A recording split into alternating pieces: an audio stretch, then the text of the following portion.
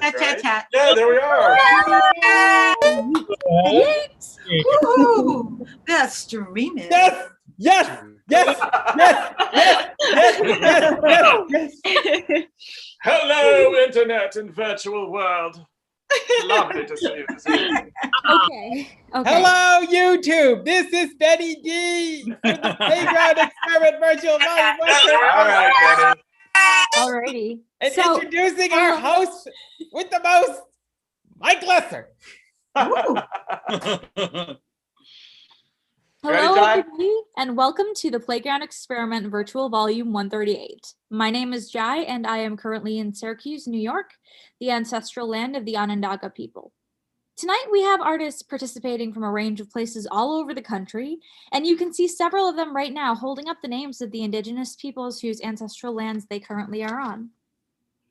We at the PGE acknowledge that wherever we are in this country, we are occupying stolen land, and we honor and respect the indigenous people that once lived here, as well as the indigenous people who continue to live here and contribute to our society.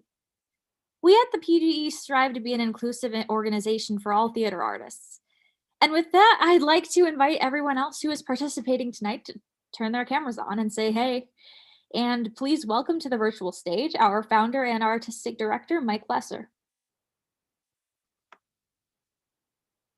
Woo-hoo, give it up for our host tonight, Jai Mohan. In Woo-hoo.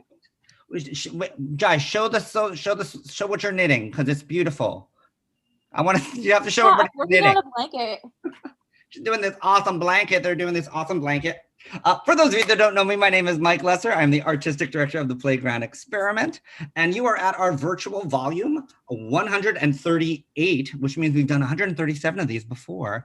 And what our volumes is our flagship program, where 6 amazing writers are bringing in work in process, meaning it's not perfect, it's not done, it's not completed, it is not ready for review. It is here to work and be worked on and to be heard by brilliant, amazing actors, which is our PGE acting pool. Everybody unmute yourself and give noise for our PGE acting pool.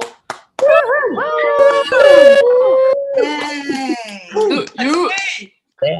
And tonight, we are thrilled to have on the YouTube as our moderator, the amazing Matthew Menendez. So Matthew will be Hey, Matthew. tonight. Yeah. Feel free to let him know that you were out there. Tonight, we are super excited to celebrate 2 milestones of the PGE. This is our 1-year anniversary of doing virtual events, and we are so happy that we've been able to continue doing these brilliant events and get to work with people like Jai in Syracuse and all the people around that are no longer in New York City per se, but we're so excited to have you guys here. And second, this is our 6th year of PG anniversary. The PGE started on March 30th, 2015 in the top of a coffee shop with 5 writers and 20 actors, and we said, let's see if we can do it, and we've been doing 137 of them. So thank you for returning and coming back again and again and again. We're super happy to have you guys here. Tonight we have some amazing stage directions readers. We have the amazing Melissa Roth, David Michael Kirby, and Helene Gaelic. They'll be reading stage directions and maybe popping in to do some other roles throughout the evening. And that being said, I'm gonna ask our actors to do their first bit of direction and disappear. And leave just our 6 writers and our host tonight. And now I'm gonna disappear and leave it up to Jai to take over. Give it up for Jai Mohan, everybody. Woohoo! Alrighty. So the first work you'll be seeing tonight is Stone Cold Crazy by Benny D. Do you want to give a little bit of a synopsis before your show starts? Yes. So this piece was something I was starting to develop in playwriting class early on in the middle of the pandemic, and it was based on a prompt, and then I picked it up recently to make it more of a short play. So this will be the completed short play of Stone Cold Crazy. It's a psychological thriller. I can't wait to see it. Psychological thriller, and Emma Muller will be playing Cassandra, and Taylor Mitchell will be playing Chad. So enjoy.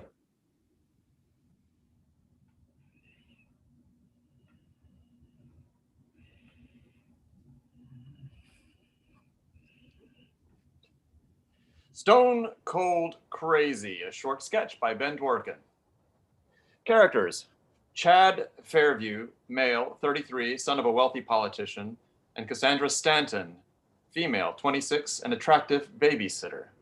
Lights up on Cassandra organizing the kitchen. It's the middle of the night. Think 1 a.m. Chad enters in a business suit. Wasted. He's sweating. Shit, it's late. My God, you look like hell. You think? God damn it, my father's a piece of crap. Chad throws his coat across the room. So you said. I can't even get a word to him. Chad breathes heavily, goes to a liquor cabinet in the corner of the kitchen, and pours himself a drink. The old man drives me crazy when it comes to his campaign. I told him I have to get home to relieve you. Hey, take it easy. Maddie is passed out. He and I had so much fun while you were gone. We played, I fed him, and rocked him right to sleep. I mean, those dirty liberal politicians can't even get their story straight. It drives me nuts that my father falls for it all the time. To be honest, you're not late. I am. I told you I'd be back around 10 and I wasn't. I know, but I don't take set ending times for working lightly. I could use the extra cash. I appreciate that. He needs that kind of love. My wife gets so occupied, and literally with my dad's campaign, I do too. We never get a break. Maddie is so adorable. It makes me want a little one. So snuggly. Remind me to write you a check before you go. I'd be happy to stick around until you settle. I can make you a little coffee. Chad sits on the couch and takes a deep breath. No, you can go.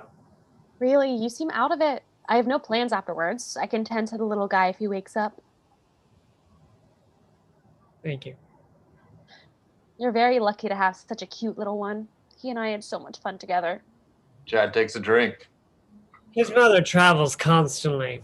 I feel like I'm the one that has to nurture him, but I can't. It's unsettling.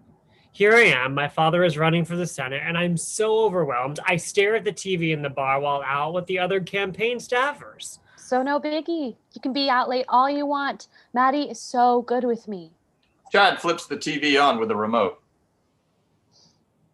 You and my son are really hitting it off. It makes me feel like I want to redo my childhood all over again. He's like my own. You should see all the fun we have. I like taking him for rides in his stroller and just singing with him. My father wasn't that crazy about hiring those young babysitters like you. I only had one when I was a kid. My father waited till I was a little older to hire a young one. I turned 11 when it happened. Before that, the only child I had was a Nigerian elderly woman. She had no idea. Shame. Your father should have known better. I remember being in the first grade. I came home with mixed emotions because I knew the second I walked into the door, he and my mom were going to go off on either a business trip or a date night, and leaving me and my brother with someone who didn't know a single thing about my daily routine. Well, it must be hard on you that the old man is still into it. My mom died in a car accident the day after my 12th birthday.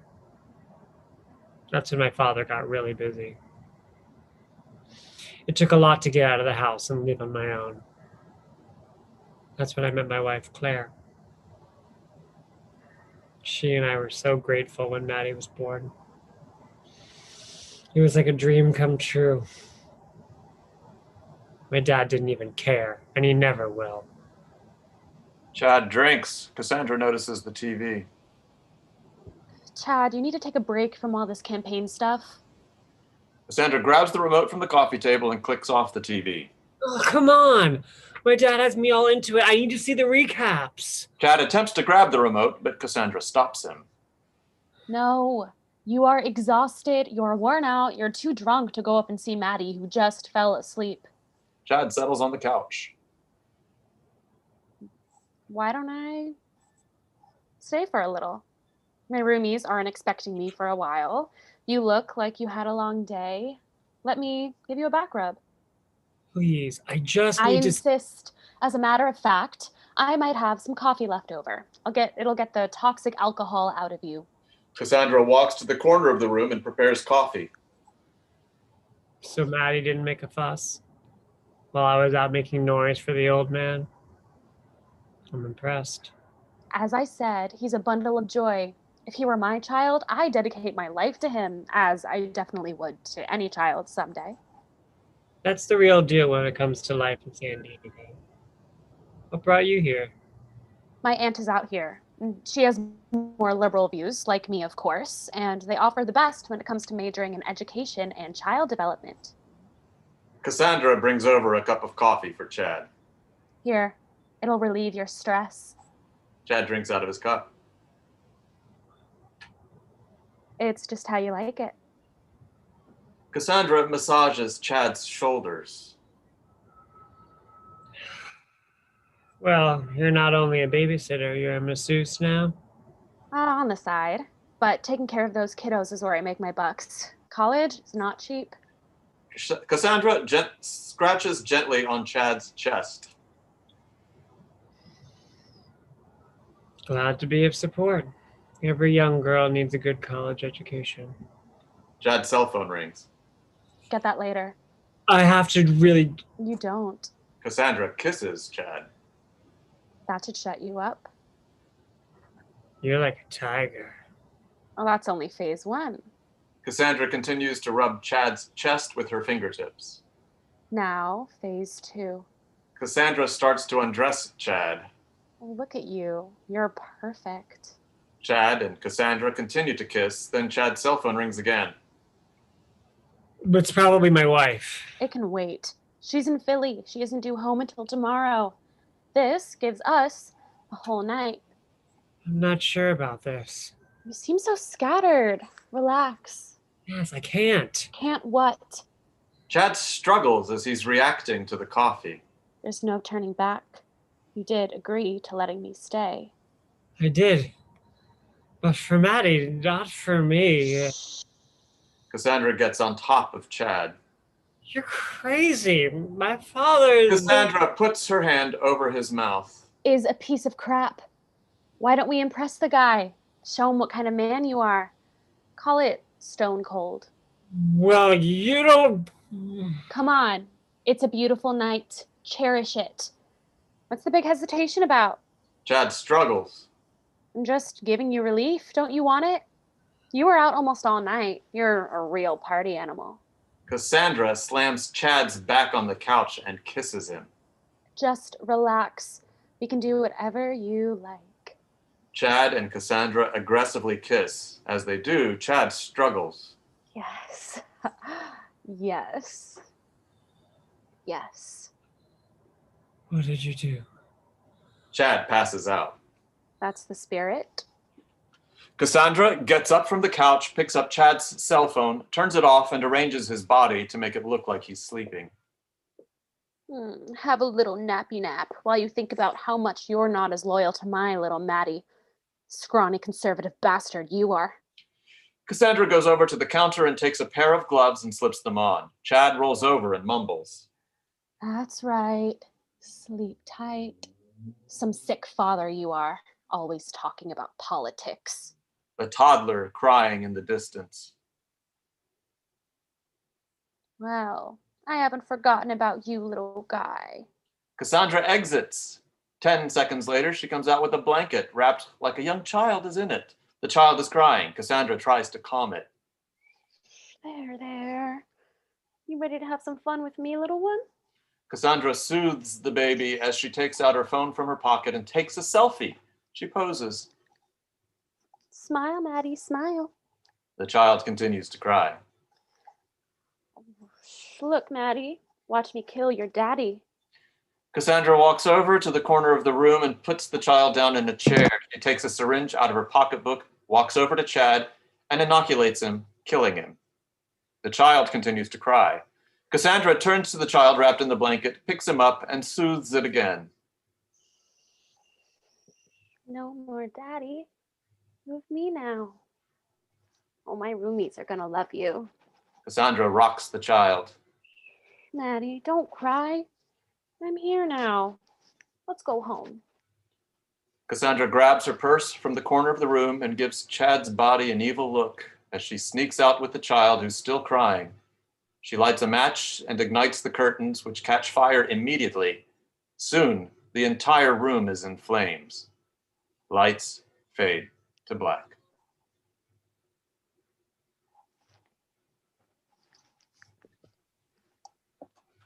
That was awesome. Y'all, please come back to the screen. Okay, Ben, that had me on the edge of my seat. That was amazing. And the acting was awesome. And yeah. You really think so? You really think so? Yeah, Read the comments, Ben. They've got almost 40 there so for you. That freaks me out. I love that. Okay. Next we have Delvin Case Jr. with A Dream Come True. Would you like to speak about that a bit? Sure. I'm sorry. My video has not come back on. Yeah. Oh, sorry. That's all right. Good.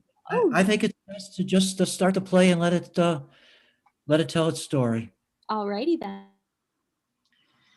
A Dream Come True. Characters.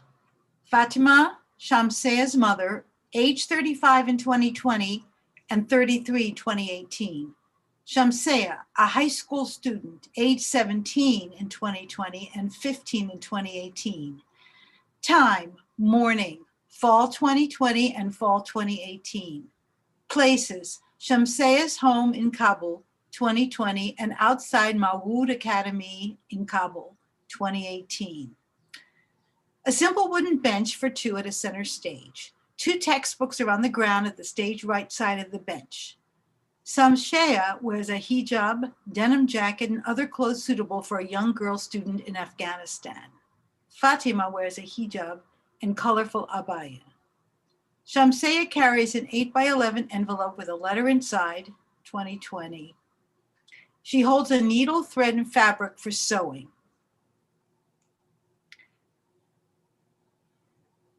Lights up on Shamsea standing. Mother!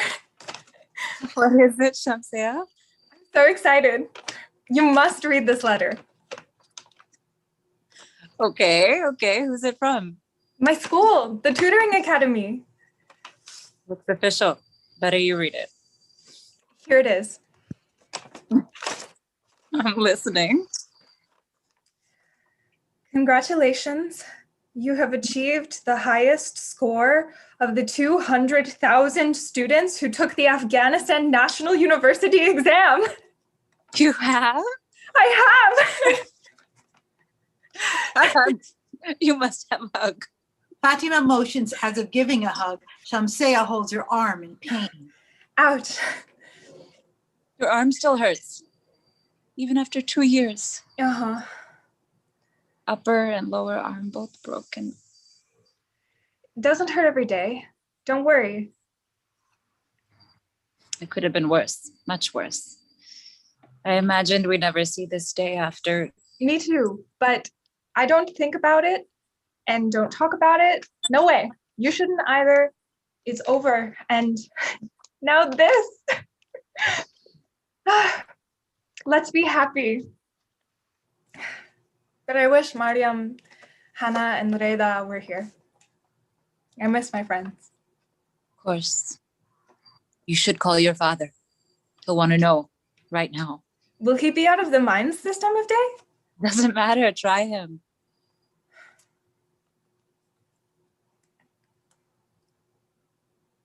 Hello? Dad? It's me. Yes, school is out. Are you on break? It'll just take a minute. I'm sorry you missed this letter when you were home last week. It'll be so long till you're home again. I got a note from the school. It's about the exam, yes. Are you sitting down? No, it's something very good. Better than the top 1,000. Better than top 100. I received the top grade for all the students in the country. The whole country. Full tuition. A real chance. Yes. I didn't think it would happen. Could happen. Yes. Call me tonight after work. Anytime. I love you too. He was very excited. Very. He cried. I could hear him. I'm not surprised. It still bothers him what happened to you, especially since he couldn't reach you right away before. The first in our family to read, and everything else, you've overcome so much. So proud of you, inshallah. I mean, Lights off briefly on Shamsaya and Fatima. Fall 2018. Lights up on Shamsaya and Fatima standing with Shamsaya holding books. are you going home, Mother? It's safer if I walk home with you. It's not the provinces, but Kabul's, well, it's not always safe, even during the day. Even in this neighborhood. We've heard and seen enough since we've moved here. How long will your class be? 2 hours. That's why I brought my sewing. When will you take the university entrance exam? 2 years for senior year. Looks like the academy's helping. I'm glad. How many are in your class? Why do you ask? The room's so small and so many are going inside. School bell ringing. 200. You know many of them. All of my friends from our village. Mariam, Hannah, Reda. I love them. The schoolroom's packed, but I like it that way. I'd better go. Street's quiet. All I hear is giggling from your school. It's a bunch of girls. We like to giggle. Some don't like girls going to school. Be careful. I know you are. Hi. I'll be here. Sound of Shamsaya walking in sandals. Lights off Shamsaya. Shamsaya covers face with her dust and jacket is torn. She takes off hijab and dishevels hair when lights are off. Fatima sits, sews, and hums. Loud explosion. Loud screams of girls. Fatima stands up. What's going on? What's going on? The sound of Shamsaya staggering toward Fatima. Lights up on Shamsaya staggering. With her face covered in dust and torn jacket, her hijab is off, her hair is disheveled. She carries a piece of white chalk. Shamsaya? Shamsaya, are you all right? What happened? What? Your clothes, what? Your hijab, where is it? The sound of Shamsaya and Fatima falling to ground. A man walked into the classroom as our teacher started speaking. He walked over to her, stood right next to her, smiled, a funny smile, weird, and blew himself up. The sound was so loud, everything flew all over. Girls were screaming. I was standing on the other side of the room doing an algebra problem. All of a sudden, I found myself on the floor. I looked up, I was still holding the chalk, but the blackboard was spattered with blood. I couldn't finish the problem. The pain in my arm was so bad. I knew the answer, Mother. There was no sound except for moaning. Nobody was talking. I knew the answer. I really did, just moaning.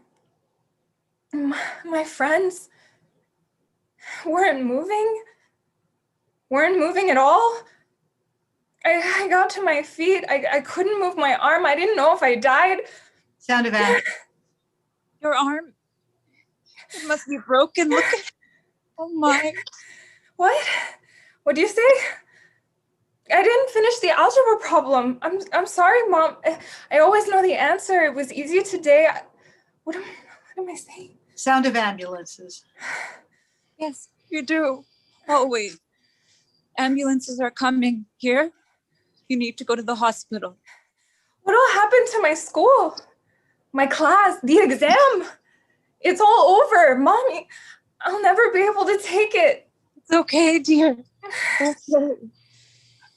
I want you to be proud of me. I can't move my arm. I'm sorry, Mommy. I want to be a doctor. Hush now. I'm proud of you. So is your father. You'll take that exam someday and you'll do very well. You'll go to university, the best one. Let me sing to you. Sounds of ambulance. Must call Daddy. You rest.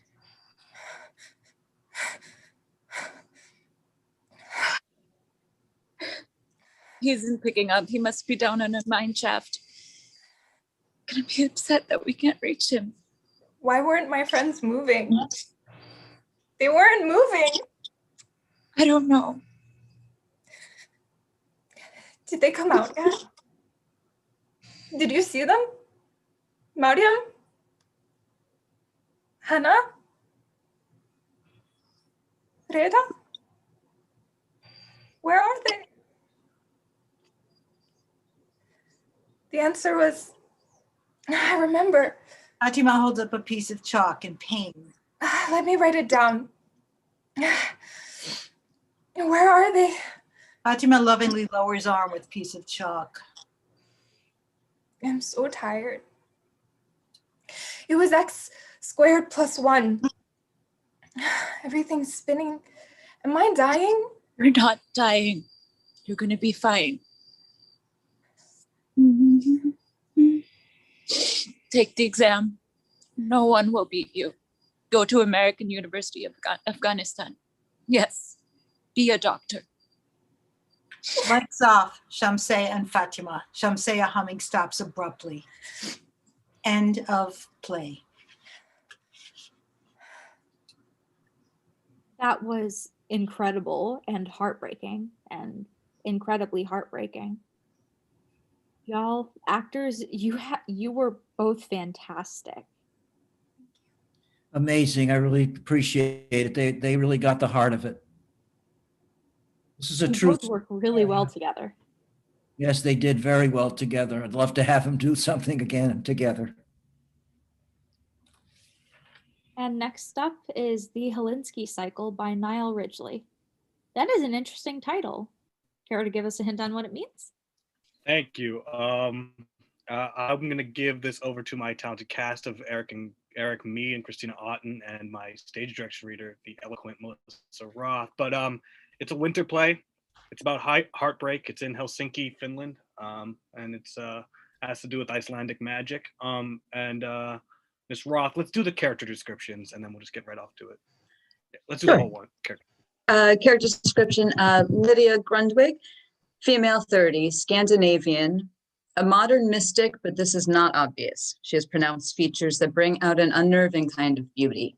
She is dressed in business clothes, but completes the look with a cloak of sorts. Jewelry shines about her person like angry mirrors. Dmitry Pavlov, male, late 20s, any ethnicity. His broken heart is obvious in how he speaks. He wears workman's clothes that he obviously sleeps in.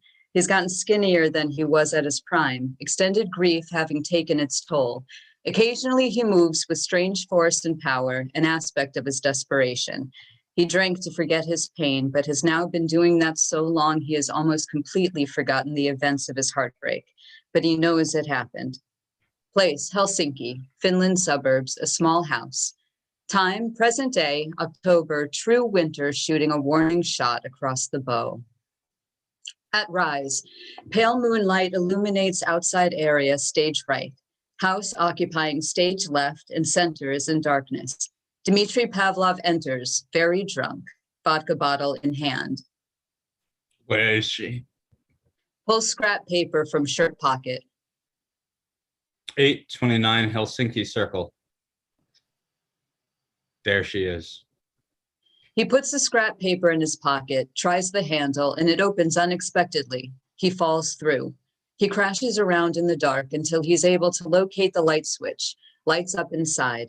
There are easels everywhere full of unfinished portraits or sketches. The only completed work is drawn on a larger easel in the center of the room, a finished 3/4 portrait of a woman. There she is. He moves towards the center easel, but catches his foot in a stool and gets tripped up, falling hard to the ground with an audible crack. Lights down inside. Enter Lydia Grundwig, walking into the outside area, stage right. She carries bags and is humming The Drunken Sailor. She deposits the bags on the doorstep and begins performing an Icelandic witch rite. Vex Visor, signpost Dave. Sventorn, a sleep stave for that deeper sleep of the brokenhearted, powerfully close to death. Very applicable. Some love runes. Lossabritter, Lockbreaker. God, we need this one. She produces a vodka bottle from bags, pours him out on the ground. She takes a swig herself, then spits on her palm and rubs her hands together. She bends down and traces a final rune. Kopalaki, deal closed. Good doing queer business with you. She picks up her bags and enters the house, lights up inside. Evening sunshine, looking peachy. She checks his pulse, takes in the center easel, which is a spitting image of her, retrieves a tarp from stage left cabinets and drapes it over the easel. She places the bags on the counter stage left, places her vodka bottle in the cabinet above. Dimitri wakes with a start. Alice! Where is she? Lydia!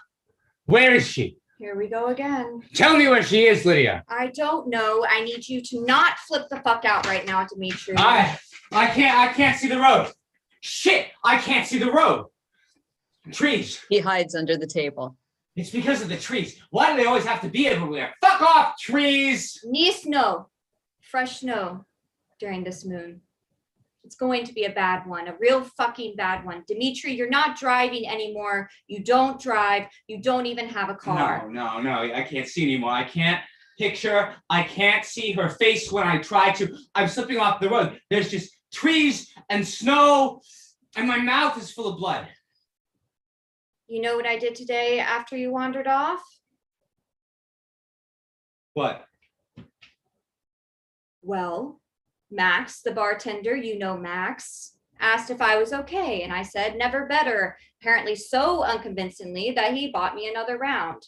And I don't refuse, and I finish it, and I ask for the check, and I pay off your tab and mine, because you had said you'd be back, but you never return once you go Alice hunting. Anyways, I guess the real crux of the story is that Max says that it's slow at the bar. Do I want to go and have a real drink at his? And I think to myself, you know what? Why not? It's not like you were waiting up on me.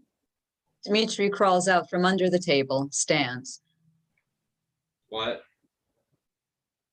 Why? Why did I go back with him? Let me see. How do I phrase this? Because I can't fucking well rely on you, can I? I mean, come on. Lydia. Come over here. I want to tell you something. Spit it out. Lydia, just come over here just for a sec. She gets annoyed, steps a few steps forward. Thank you. I want to be very clear about this. No, you're never clear on jack shit, but okay, go on. Fine, I totally deserve that, but just listen really quick. I don't fucking care at all.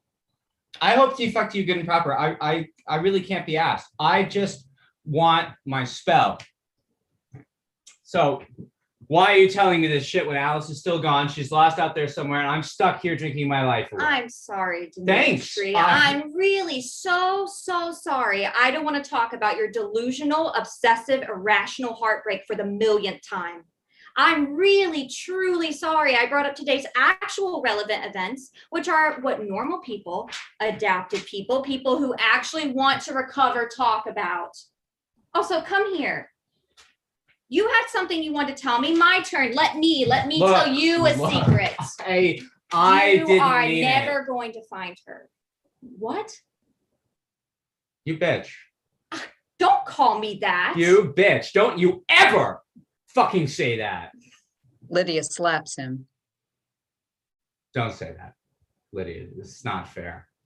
You can't say that. Get a grip right now. I can, and I just did. It's not. You don't mean that. Because you know, I believe Yeah. all your now's shit. about the part where I tell you I don't care. You have to. You have to care. You said you would. We made a deal. I never promised I would care. You're insane if you think I care. How can I be more clear with you that I want to address the present right now? Who cares about the present? Really? Lydia, come on. I need your help. That's why I'm still here. That's me being clear. You promised me. I need the spell. I need my truth. Your I'm sorry, truth? okay? Truth? You're insane. Here's the truth. I hate you, Dmitry Pavlov. I hate you too, Lydia. Ugh. Okay, fine. Maybe we've established, I don't know, a kind of rapport, since I've been here. A rapport? Yeah, sure. A rapport? I don't know. Okay, rapport, bond, deals, fucking arrangement. Rapport, it doesn't matter. I want my spell. Lydia. Sorry, I was just thinking how a rapport is one of the most insulting ways someone could ever describe their relationship to someone they're sleeping with. Never met. I didn't mean. I've appreciated your company. I haven't minded having you around some of these nights. Oh, you didn't mind. Us drinking and fucking, good to know. Okay, of course not, Lydia. Don't be. There's never been, contractual. I swear to God, if you use one more obtuse term to describe what's gone on between us, Lydia, come on. I'm just trying to say that. Just give me a chance here. Anything that's gone on since the original agreement has been, organic. Organic? Lydia! Why I ever slept with a skinny, heartbroken little bitch like you, I don't even know. You don't mean that. Yes, I do. Don't tell me what I mean. Okay. Whatever. You're just angry at yourself. Yeah, sure. Yeah, sure. Fine. Why did you? Why did we then? Lydia grabs the nearest easel to her and hurls it at Dmitry, who dodges. Christ! What the hell? Screw you! Lydia points her right index finger at Dmitry. You know what? I don't know why I put up with it. Okay, come on. Hey, now, calm down. Stop. Don't point at me, woman. Dmitry pushes her hand down. Just please, not tonight. Enough. Maybe I've had enough. Huh? I'm just tired, Dmitry. Maybe I can't do this either. I just want to drink and go to bed. I don't have an answer for you why you're still here. If all this is such a waste, nothing to you, then fine. Then leave. Then let me leave. Do the spell for me. Help me move on to whatever's next. Please. These things are delicate. I would if the night was ready. No, Lydia, not this again. There are certain things we need to Not discuss. this again. Not tonight. Dmitry, I need you No to listen more. to I have me. played your little game. Listen to my voice. Take it slow. Hold on just a second, okay? Look what you've done to me, Lydia. Look what I've been reduced to. Just a sec. Just hold on a sec. No. Why are you doing this to me? You stupid. Okay, listen to my voice. Lying. Dmitry, Old, I need you to desperate listen. Stop gypsy it. bitch.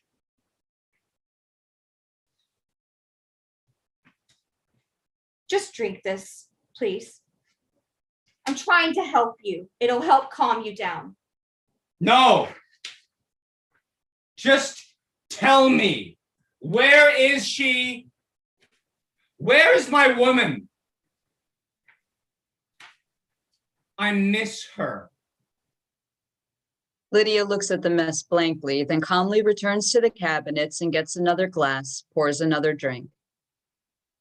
Drink. Why? I'm scared. I'm sorry. Sorry. Shit, I can't be doing that. Childish, stupid. It's okay. I'm scared too, living with myself. It's uncomfortable. It's not safe in my head. Lydia. Hmm? You promised me. I did. Lydia. Hmm?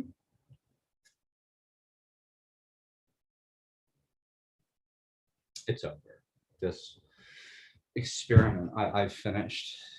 Indicating covered canvas. It's done. It's been done. I didn't tell you the last time you were here. I don't know why. I hate being here.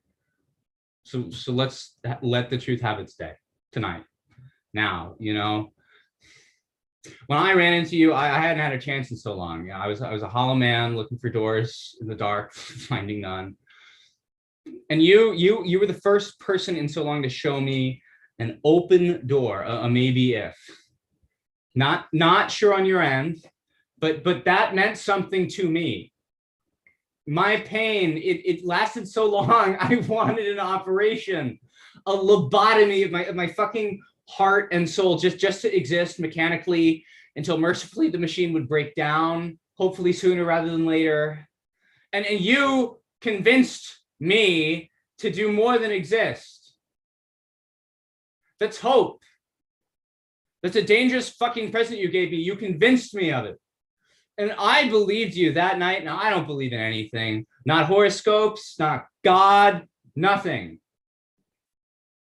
But here I stand, months gone by, in some godforsaken apartment in some great persistent but barely noticeable corner of the world, waiting on an answer that you promised me, an answer you don't have.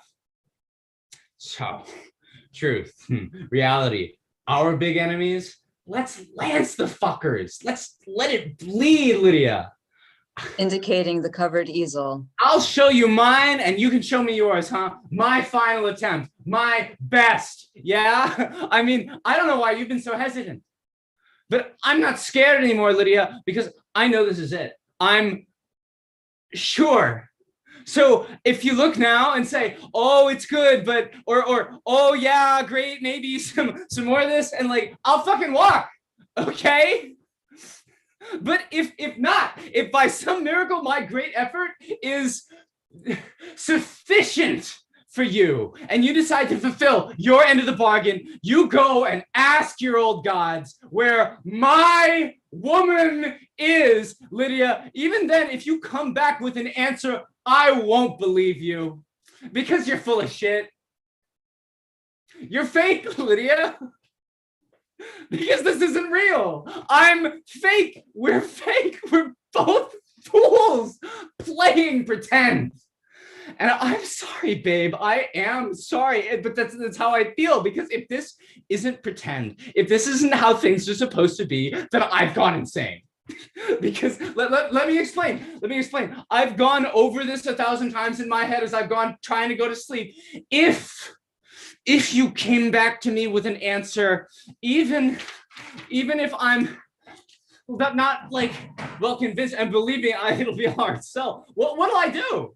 Because I know, Lydia, I'm not proud of it. Thinking of what I'll do makes me sick of myself. Like I'm some slimy, desperate urchin begging for punishment because, I mean, I can't not go to wherever you say she is, you know? I know, I'm too weak now. The old me would never go. That looked too desperate. It'd drive any woman away. But now, with who I've become, Lydia, with what my already puny little runt of a brain has further atrophied into, no, that shriveled raisin is too weak to resist my impulses, and that persistent but pointless cocksucker is going to send me there. And if for 1 minute, maybe two, at most 10, while sitting on whatever plane, I'll actually think I'm going to find her, and I'll land on some blurry, distant tarmac and step out into the wind with a couple chittering about their vacations to come all around me, and I will find nothing and no one. Not that she was ever there to begin with in the first place, but somehow, in a strange way, it's kind of like one of your ways, Lydia. I know I find a new, deeper kind of nothing there. Somehow I would, because I'm a magnet reversed at this point. Because, Miss Lydia Grundwig, I reek of weakness. I'm a black fucking hole that no one should be around. I'm fucking disease. Lydia approaches Dimitri and he moves away. This repeats a couple times until he gives up, lets her into his space. What about me? What about you? I'm around you all the time. Yeah. And we're at time. Thank you, guys. That was beautiful and emotional and heavy and amazing. I think the actors just blew me away. I mean, look what they were able to accomplish, in one room. Mm-hmm. That's the first 15 minutes. Thank you, guys. Alrighty, we're gonna take an intermission, aka a dance break. Everyone feel free to come back on screen if you like. And then we're gonna have some announcements.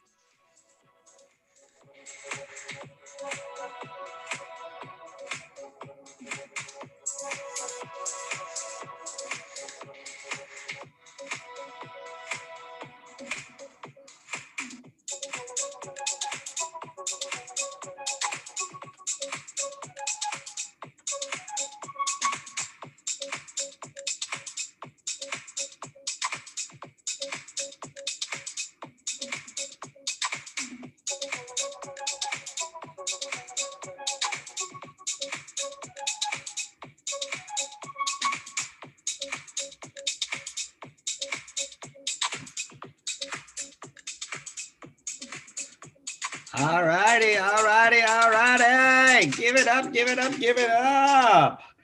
Woo, give it up for our first round writers and actors. Delvin and Benny D and Niall. Oh my God, you guys killed it. And okay, the comments, seeing two people in a room with papers in their hands, acting with each other. It's a miracle. Thank you, Eric and Christina, for doing that for all of us and giving us that little feeling of normalcy. It was amazing. Great job, everybody. Give it up also for Jai, giving amazing as our co-host of Matthew. Are you around, Matthew? How's our YouTube family out there? I'm here. We are loving it. We were literally just discussing that last scene and how you were describing the normality. It literally felt like we were a fly on the wall, or as I said, the FBI watching us through our web screen. Like, it was very intense. We had some zoomography going on in there. Right now, we've got David Davila out there, Jasmine Spies, Taylor Mitchell's mom made an appearance. Hey, Robin Alva mentioned, David Cece. We're just having a blast out there, and you guys are doing so amazing. Congratulations, guys. I'm going to do a couple of announcements of upcoming events, and then we're going to do a quick promo for something fun that's happening. But coming up on April 5th, we're having our first conversations between artists, which is where we have a specific topic, we talk on it, we gather, and that's on April 5th. And it's our 35th one of these. We've done 35 of them.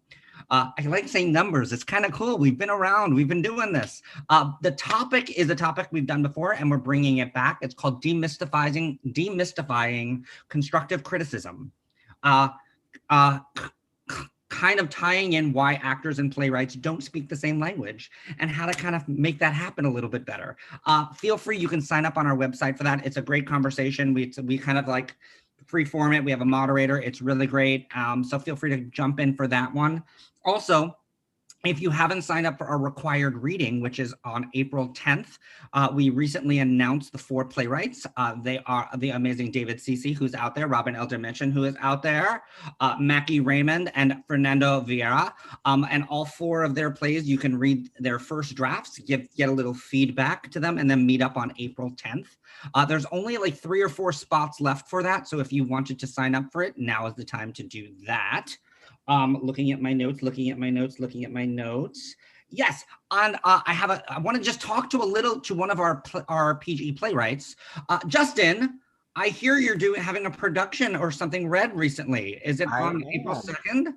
It is on April 2nd. It's my play, The Re-Education of Fernando Morales, which was part of First Reads here at PGE.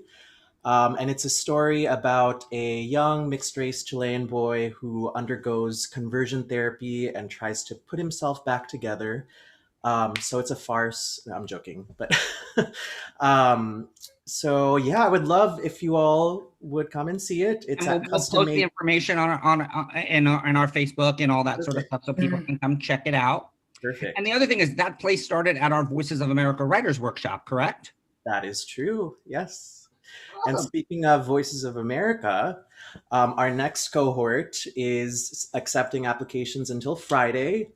It's a wonderful program designed to improve opportunities for writers from underrepresented groups, such as Black, Indigenous, people of color, and trans writers as well. So if you have friends who might be interested, or if you're interested, do sign up. It's an 8-week class taught by David Davila. We have like 3 or 4 more spots available. So we did extend the deadline just because we didn't want to miss out anybody that wanted to write. If you're a non-writer and want to write for the first time, feel free to go to our website and sign up for Voices of America session. I think this is called session 5. I'm so confused. Might be 4, might be 7. It feels it's been a year. It's our first one of the year. We're really excited for David's coming back to do that. So you can sign up for that on our website. And congratulations, Justin. And that didn't the play also win an award with another company as well? It may have. Oh yay! So super excited about that. That being said, I'm going to check my notes. Yes, give a huge thank you to our first act writers and actors. We love you so much. And I'm going to give it back to Jai as we head to Act 2. One final announcement. PGE Playdates are tomorrow at noon and Thursday at 7 p.m. They're really cool. It's just a way to get a little bit of accountability for whatever you need to do, whether it's writing. I'm going to be knitting a blanket tomorrow, and yeah. So the next play we have tonight is Honeybees by Kirsten Hopkins. I saw a meme this morning that was like, my gender of the day is a feral swarm of bees, and that's what it made me think of. It's a feral swarm of bees. My gender today is a feral. That's so interesting. That's the mood, though. I love it. Okay. Hi, Jai. Hi, everybody. Actors for my scene, you can come on in and turn your cameras on for this introduction here. I have a bit to say because this is the end of the play. So I have a little bit of setup to do. So I wrote it down on some scrap pieces of paper, which later I realized are like Florence the Firefly scripts, which is the sister play to this play, Honeybees. So I think this is the end of the play. I welcome feedback, anybody who wants to message me afterwards. So here's what has happened so far, a brief summary. So there's a honeybee hive, and Jenny Green is playing the queen bee. Caitlin Belforti tonight is playing Worker 42, also known just as Worker in the stage directions. We have seen previously that Worker does everything for her hive, and the queen likes to have a lot of sex, and she lays eggs. Justin P. Lopez is playing Messenger, who is a bee who came to this hive to warn the hive about a colony collapse that is happening to all the surrounding hives, wherein bees lose their memories and die, and it's really sad. And they don't know quite why it's happening yet. Oli Corchado is playing a drone bee. Male bees start out as all drones, but as you'll see, Justin and Oli's characters kind of change. He's playing a drone who originally came to the hive to mate with the queen, but once he met Messenger, sparks flew, and he decided he wanted to stay with Messenger and help him out. So the queen doesn't do anything about Messenger's warning, so Worker starts organizing all of the sisters to try and do something about the problem. So where we are now, Messenger and Six, Drone 106, which is Oli, he has like 3 different names in the play. They go through a lot of like transformations in the play. So Messenger and Six are stuck far away from the hive, and they're under the instructions to stay on the ground. The instructions were given to them by bees that died protecting them.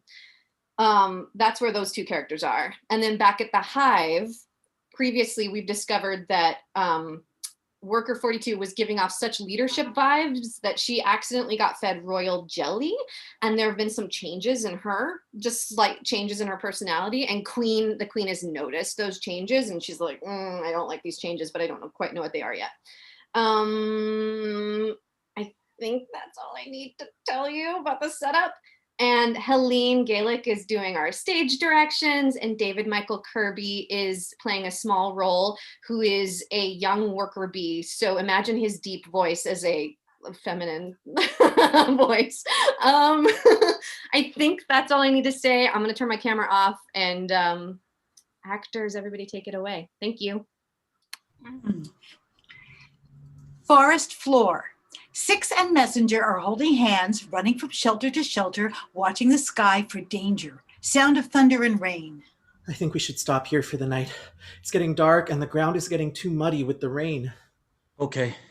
They both stop and realize they are still holding hands. They both let go, suddenly embarrassed. So what happened back there?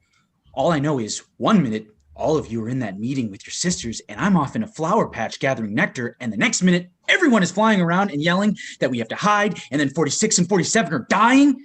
I don't even know what killed them. Did you see what happened to your sisters? No, they went in the other direction. Oh, I'm sorry. It's okay. I think they had enough warning. I think they'll be safe. I hope. It was good to see them again. It was good to know that I'm not the only one who's still around trying to fix things. And before we were attacked, they did tell us what they had learned. I'm all antenna. They've discovered that there's this horrible cloud of poison that comes from the sky about once every moon. It's aimed at fields of corn, but the wind blows the cloud all over. And in small doses, it reaches the flowers that we gather nectar and pollen from.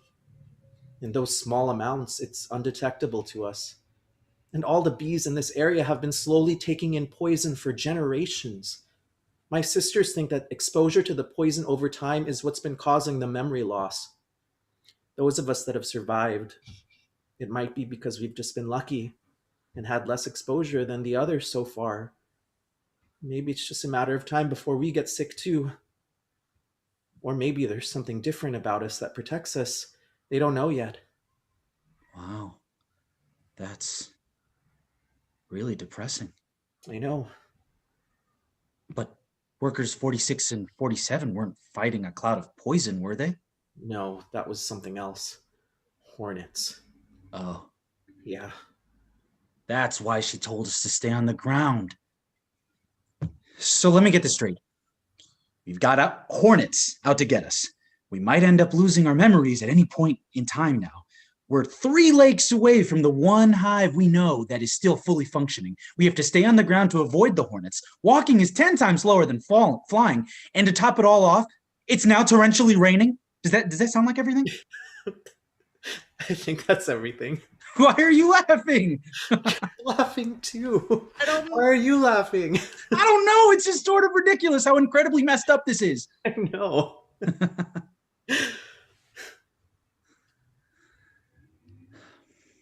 Hey, it's gonna be okay. We'll get out of here. I'll make sure of it. I'm gonna go see if I can find some leaves to help keep the rain out. Okay. Scene shifts. The hive. Worker is receiving messages and instructing sisters. She is slightly larger than the last time we saw her. Queen enters unnoticed. She is slightly smaller than the last time we saw her. Hello? Everyone continues their work. Pheromones! One small bee waltzes into formation to bow, but everyone else continues their work. What the hornet is going on here? Your Majesty, apologies. Workers, formation. Everyone immediately responds to Worker's command. They waltz into formation, first surrounding and bowing to Worker, who quickly points out the Queen to them, and with some confusion and reluctance, they form a bowing semicircle around Queen, who for once is speechless, taking in what she just saw. I just laid 2,000 eggs, and no one brought me my tea. I am famished, But apparently, everyone was too busy taking orders from you to care one fig about me, their queen, their producer, the glue that literally holds this hive together. I think, Worker 42, that you have finally overstepped your bounds and must therefore die. She slowly starts approaching Worker. Your Majesty, I wouldn't do that if I were you. Oh, really? Well, the thing is, dearie, you are very much not me, but you seem to be under the misguided impression that you are. So I'm afraid your time with this hive is over. Your Majesty, please don't come any closer. Or what, Worker 42? You'll sting me. But you see, if you do that, then I will have gotten what I wanted anyway. You'll be dead. No. No? You think you won't be dead? No. You'll be. The queen hears the buzzing of 100 wings and slowly turns around to realize that all the other worker bees have angrily surrounded her. Ah! For a moment, the queen is completely surrounded by the swarm. Worker, stop, please. There's no need for this. The swarm continues to attack the queen. Worker, out of other options, reluctantly uses the magic power she now knows she has. Pheromones! The swarm scatters, leaving Queen laying on the floor, badly torn up and breathing heavily, and definitely smaller than she was before. Worker runs to the Queen's side. You controlled them. I tried to warn you. I'm so sorry. I've been attacked by my own hive. I stopped them as quickly as I could. I do have power now, but not as much as a true queen. How do you have power? I didn't mean to take it from you. I have been the most loyal to you out of all the workers. Please believe that. But our hive is being threatened and you refuse to do anything about it. I only did what I thought was right for the hive. You put your hive above your own queen. Mother! That's right. I am your mother. What a horrid thing to be replaced by my own offspring. That rhymed. I tried to tell you. I tried. Not hard enough. Worker falls over the queen, sobbing. Scene shifts. Messenger and Six are struggling to walk through the mud. Stuck. I got you. He pulls Messenger out of the mud. They walk a while in silence. Six notices Messenger struggling to keep up. So what do you think Worker 42 will do when she knows about the poison? I'm not sure. Maybe she'll move the hive. Maybe she'll have to start a new hive. That queen seems pretty hard to move. Yeah. Maybe we can invite her to be a part of our hive. You know, the one we talked about? I mean, we need bees like her to help everything. Yeah, that makes sense. Do you really think we could start a new hive? Of course I do. What are you talking about? I thought we were planning that. You know, it's just... well, I don't know. Listen, bees can do whatever we put our minds to. Look at what you've done. Look at how you've changed, how you've adapted, how your siblings were able to figure out what was going wrong. Look at how Worker 42 was starting to take control of the hive when that queen was off. Well, you know, hey, bees make honey. We're the only insects who make food that other species like to eat. We help to make flowers grow. We're fantastic dancers. We're the most efficient builders in the forest. Look at our honeycombs. Not one wasted bit of space. I know it's a little crazy for two drones or bees who used to be drones to be talking about making a new hive and new roles for themselves, but I think we can do it. Bees are kind of amazing. You're amazing. Oh. Are you okay? Can you keep going? I think... no. He falls down. Messenger, what's wrong? I didn't tell you before. I thought I'd be okay. What? Messenger reveals a gash on the underside of his arm. It happened when the hornets attacked. It was such a commotion, I barely even felt it happen, and I thought it was just a scratch at first, but now I feel dizzy. I don't think I can keep going. I think you need to go on without me. What? No! Hey, no. I can't leave you here. You're messenger. You need to deliver the message to the hive. You can take over for me. This can be the thing you were looking for. There's something else other than what a drone is supposed to do. No. I already found the something else I'm supposed to do. It's Dave. You're the whole reason I'm alive right now. If I hadn't met you, I'd probably just be another one of those drone corpses left behind by the Queen. I am so grateful I met you. But maybe the reason we met is so that you can take over for me now and keep spreading the message. No. We met so that we can create a new hive, a new way of living. I'm sorry. You are not dying. Not yet. Not until we've lived a long and happy life together. 6 kisses Messenger. It's a really good kiss. Messenger is suddenly revived. How are you feeling? I feel a lot of things. But do you feel better? Stronger? Yes, I do. The gash in his arm is miraculously healed. How did you spit something into my mouth? Yeah. I hope it's okay. I learned from watching the workers. It's honey. Well, not exactly honey yet. It's something I've been chewing on for a few days, so it's kind of just like nectar in my saliva, but I thought maybe it would have some sort of healing power. It did. You saved me. Can you stand? I could fly. 6 helps Messenger up. What did I tell you? What did you tell me? Bees are amazing. Messenger kisses 6. Scene shifts. Back on the flower in front of the hive, a young worker guards the entrance. Messenger and 6 enter, covered in mud and debris, but healthy and happy, and greet the worker with a new dance that combines both of their individual dance moves together. The worker responds in kind and bows to each. Messenger, drone 106. It's 6 now. We welcome and celebrate your return. When workers 48 and 49 found the bodies of 46 and 47, we feared the worst. We're so sorry for their loss. They died protecting us. Now, we have news for worker 42. If it's about the cloud of poison, we already know. It is. How? Workers 48 and 49 were also able to find your siblings. You will be happy to hear they survived the Hornet attack and look forward to your next visit. Messenger looks at 6. Bees are amazing. Messenger and 6 begin to enter the hive, but young worker stops them.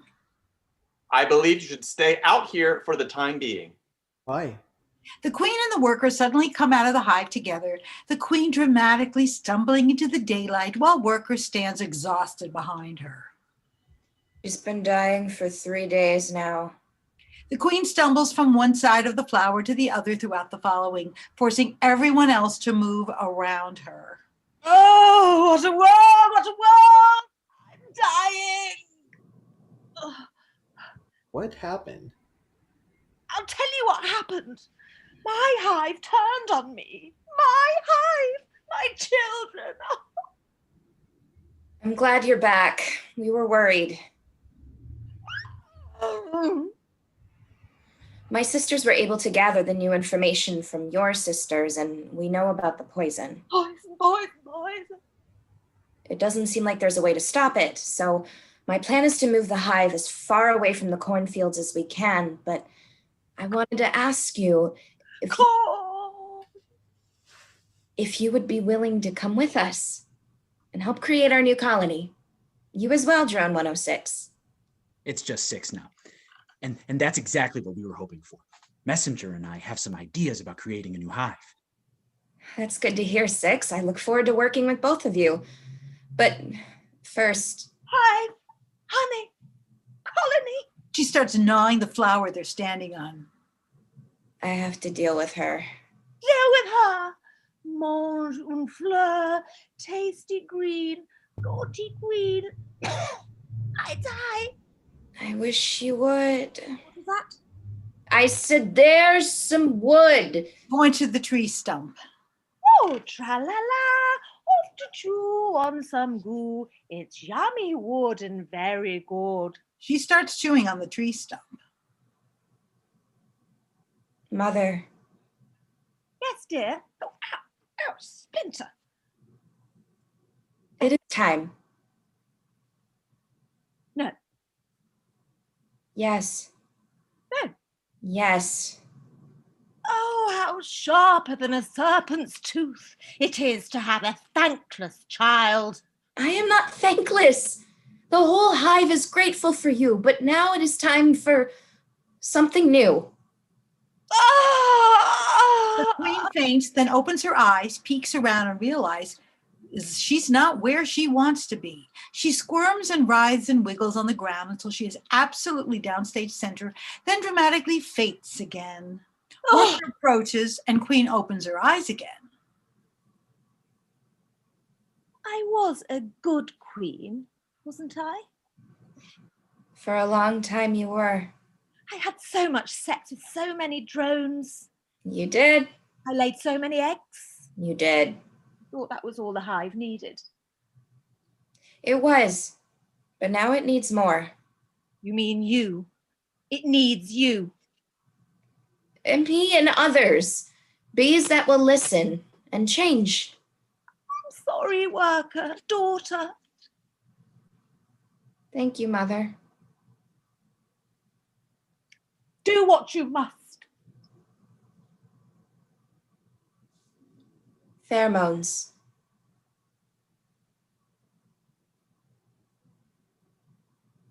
Finally dying now. For real this time. Oh, sex. Sexy sex with sexy drones. Eggs. So many eggs. Dead. Dying. Dying. Dead.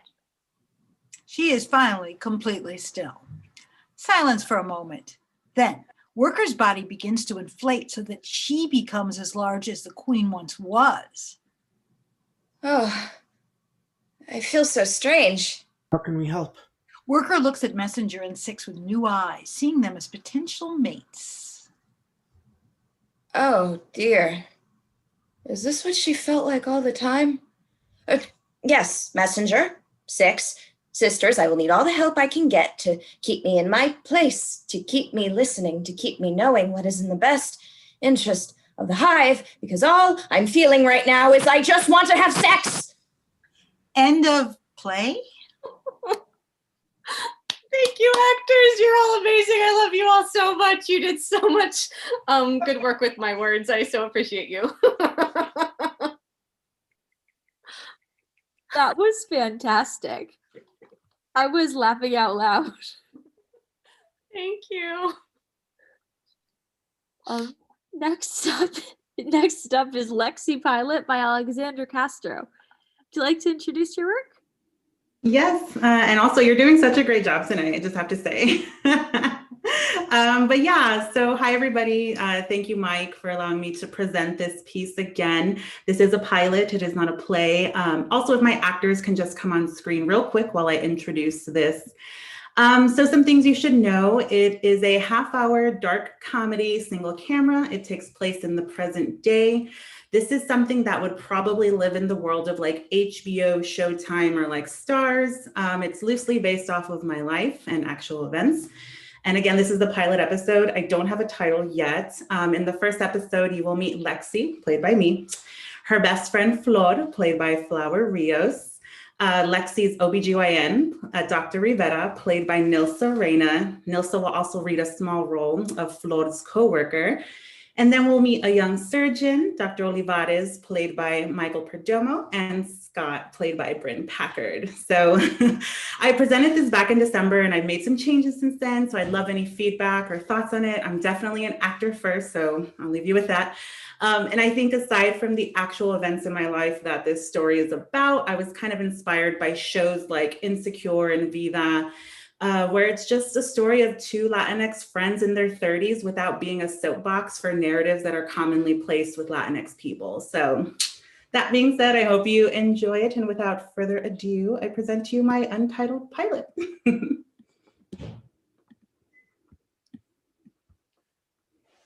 Lexi Pilot, written by Alexandra Castro.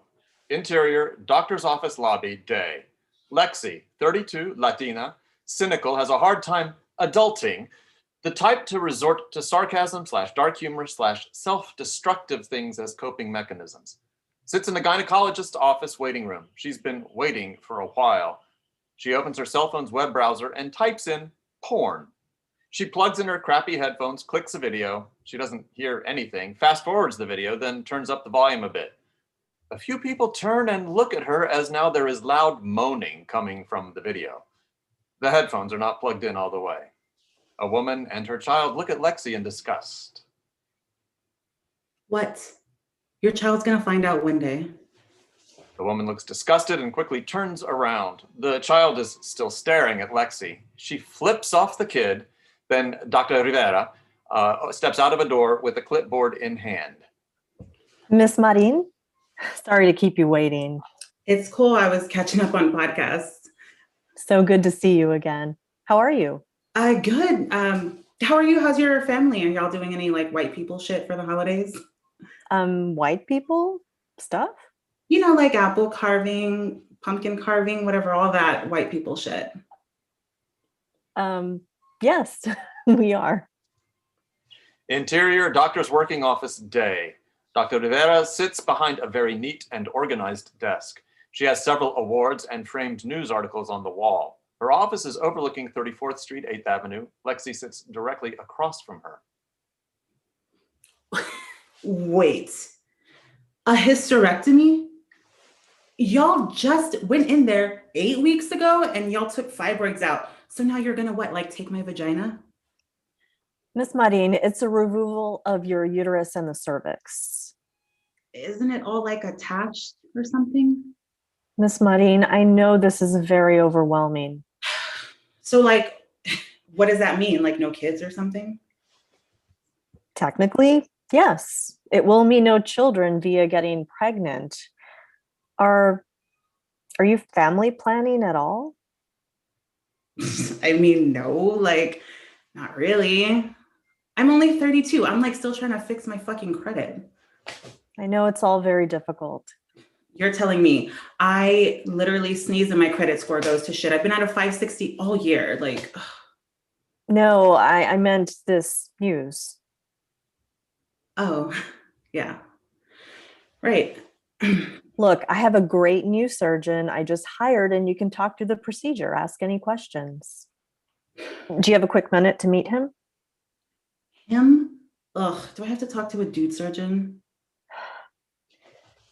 Miss Marin, I do believe this is the best route to go. If you don't, these fibroids will keep coming back bigger, and then we'll have to keep doing these small outpatient routines. Girl, my surgery punch card is almost full. I'm already at like buy one, get one free. Lexi, your case is very rare. I'm sorry, but we're going to do our best in your situation. If you're concerned about family planning, there's several options such as freezing eggs, adoption. Family planning. No, kids are stupid. So, all right, I guess I'll talk to this great new surgeon. Perfect. Is there anybody else, anyone that would be beneficial to include in this conversation? I mean, I guess my parents, but they'll just like want me to go back home for this or something. No, like a partner of some sorts. Well, does like my new vibrator count? I mean, I'm kidding, but not really. No, it's just me. Okay. Hey, yes, I'll send her your way. Ugh, he already sounds like he's gonna mansplain to me. You didn't even hear him. Well, you know. Interior, ad agency office, day. Floor, 32, Latina X, life of the party, bubbly, is smiling and packing up her laptop as colleagues tell her things like, good job on the way out. Brandy, 20, silly prankster, Floor's coworker, stays behind. She looks around to make sure the coast is clear. Word on the street is that you, Miss Thing, are taking over the Northeast. Is that really the word? I haven't heard anything yet. Girl, I know you know. And not to mention, you just had all the execs gagged at your presentation. Oh, stop. Just don't forget us little people when you start moving up. I haven't even been in this role a year. They do not promote like that here. Hello, have you met you, sis? You're a corporate star. I mean, duh. and by the way, I definitely think I got it. Brandy walks off. Flora takes out her phone and texts Lexi. We see the text bubbles pop up. Best friend, call me after your appointment. Loca. Interior, Dr. Oliveira's surgeon's office. Dr. Oliveira's, his office is bare and messy with paperwork everywhere. No views, just 4 white walls. What are you, like 21? Are you Dr. Rivera's nephew or some shit? No, I'm just a few years younger than you, actually. Oh, wow. Good for you, kid. I can assure you age doesn't have anything to do with being a good surgeon. No, I love meeting more successful younger people than me. Yeah. Well, just remember, don't judge your journey by comparing it to yourself to others. Okay, cheesy Instagram caption. Dr. Oliveira is looking at all the charts on Lexi. There's a lot of information in her files. Looks like you've been violated by surgeons a few times since 17 years old.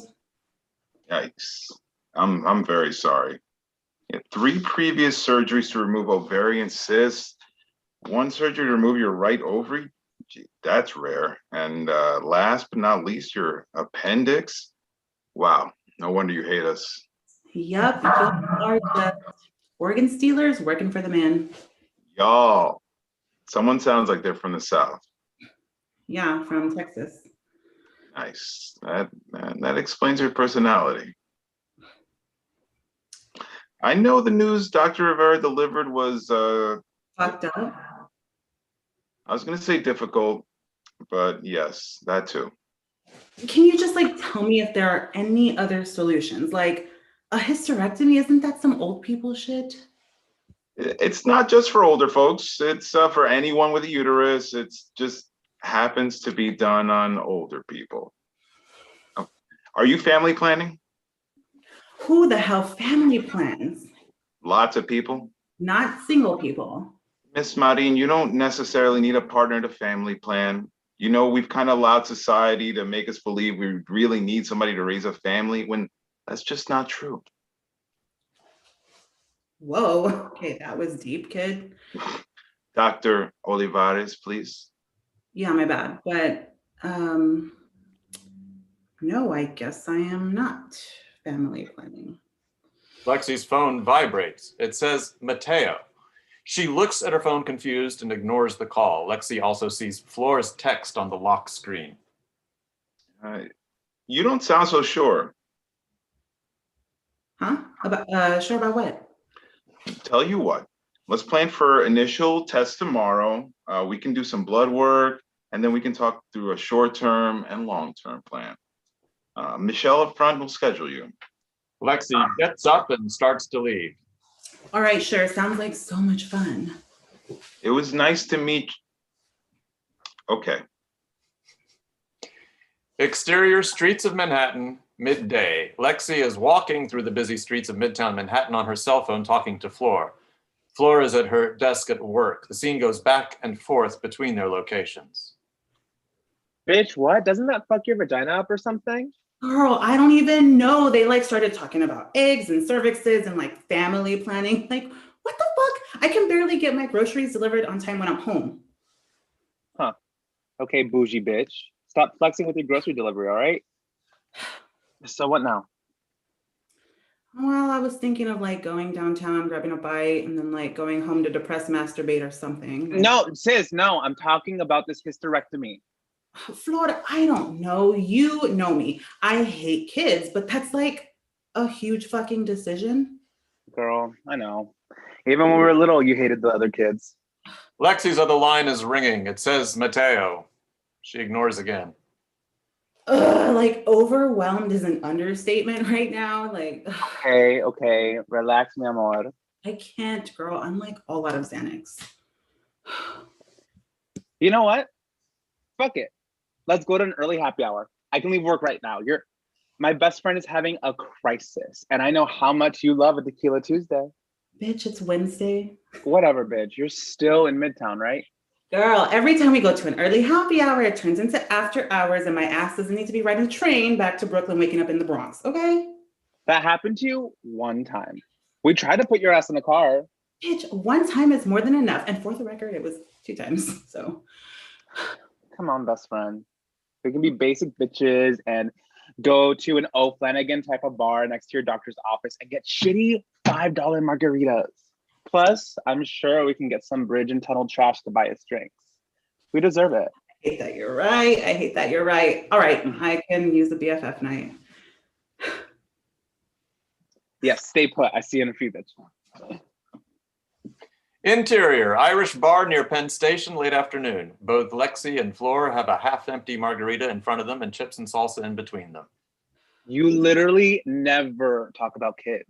Girl, I know. It's fucking me up right now. Like, I don't even have a person to share this like stressful kid experience with. But you don't need a partner to raise a child. You're literally like the second person to say that today. Plus, hello, bitch. I'll be there for whatever devil child you decide to adopt or whatever. The upload has been and will always be there for you. Lexi reaches over the table and pulls Floor's hands to hold hands. That is the sweetest thing anyone has ever said to me. But bitch, can I get that in writing? The bartender brings 2 fresh margaritas and points to the opposite end of the bar. We see Dr. Olivares from across the bar raising his glass to Lexi and Floor.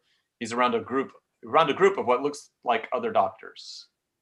Bitch, what did I tell you? I knew we were looking cute today. And he's hot, bridge and tunnel trash. Floor waves him to come over. Oh my God, girl, stop. No. Well, we need to eat more than store-bought chips and salsa. We're getting an appetizer out of this dude. Dr. Olivares walks over. Hey, good to see you again. This is the office's usual spot. Lexi, you don't have hot guy friends. Who is this? He's not hot. He's my new doctor. I'm literally right here. Interior, Irish bar near Penn Station, evening. There is a half-eaten platter of appetizers and margaritas in front of Lexi, Floor, and Dr. Olivares. Lexi and Dr. Olivares are in conversation, and Floor is on her phone. Floor looks annoyed. So working at events company sounds fun. You're an actor too? Would I have seen you in anything? Well, I'm experiencing a bit of a dry spell with gigs. I actually just went to a few shows recently, off-Broadway stuff. Really? You're into live theater? Yeah. Yeah, I just saw that Mitch Walsh show. Yes, the last time or something like that. Okay, I read about it, but I couldn't get any tickets. They were so expensive. Floor stands up. I'm gonna go. Wait, what? Don't go. It's only like 8:30. 8:30. Oh, yeah. I need to run. I got to catch the 8:47. Nice to meet you, Floor. Also, no worries about the check. I picked the tab up already. Oh, you really didn't have to do that, Dr. Olivares. Please, call me Carlos. Thanks, Carlos. See you tomorrow. Yes, remember, no food or drink after midnight. Only water in the morning. And yeah, I'll see you tomorrow, 10 a.m. Lexi and Carlos exchange smiles as he's leaving. Floor looks over it. Okay, what's up? Are you serious? I started to feel like a third wheel. It's supposed to be a BFF night. What third wheel? Come on. I've known you for a long time. You were totally trying to hook up. Then you would do your little Mexican-Irish goodbye and just walk out of here. You, of all people, know that that's not my type. Way too young. And he's from my doctor's office. I'm sorry. Come on. Let's go be messy besties. Really, I'm sorry, Floyd. You're right. This was like BFF time.